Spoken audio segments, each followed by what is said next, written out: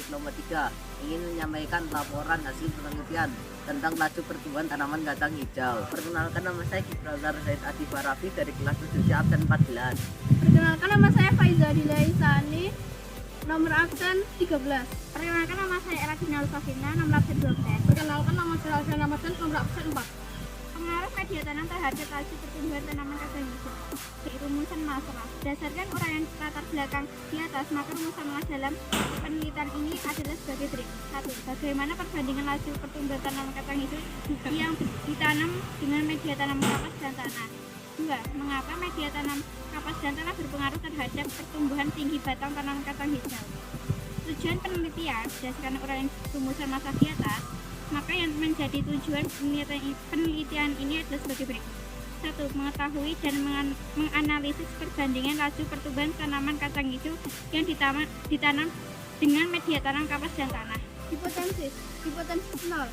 Tidak ada pengaruh terhadap pertumbuhan laju tanaman kacang hijau yang ditanam dengan media tanam kapas dan tanah.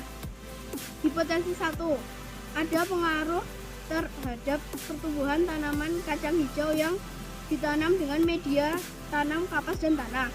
Manfaat penelitian. 1. Mengetahui pengaruh media tanam terhadap pertumbuhan kacang hijau. 2. Mampu membentuk media tanam yang sesuai untuk pertumbuhan kacang hijau. Mengetahui faktor apa saja yang membedakan media tanam. 4. Meningkatkan pengetahuan siswa tentang budidaya tanaman kacang hijau. Macam-macam media tanam. 1. Tanah. Kacang hijau yang ditanam menggunakan media tanam tanah akan mengalami pertumbuhan yang cepat karena tanah dapat menjaga kelembapannya sehingga baik untuk menanam tanaman kacang hijau. 2. Kapas. Kacang hijau yang ditanam menggunakan media tanam kapas akan mengalami pertumbuhan yang sangat lama dikarenakan kapas tidak dapat menjaga kelembapan yang lama. Variabel penelitian, variabel kontrol, variabel yang dibuat sama oleh peneliti. Adapun variabel kontrol pada penelitian ini adalah media tanam, ukuran botol, dosis penyiraman, jumlah biji kacang hijau per botol, dan intensitas cahaya. 2. Variabel bebas, variabel yang apabila berubah akan mengakibatkan perubahan pada variabel lain. Adapun variabel bebas pada penelitian ini adalah kapas dan tanah. 3. Variabel terikat, variabel yang berubah akibat perubahan dari variabel bebas. Adapun variabel berikut pada penelitian ini adalah tinggi batang pada tanaman kacang hijau. Kesimpulan. Berdasarkan hasil analisis data yang diuraikan dalam hasil penelitian ini, maka dapat ditarik kesimpulan bahwa kacang hijau yang ditanam dengan menggunakan media tanah, laju pertumbuhannya sangat signifikan.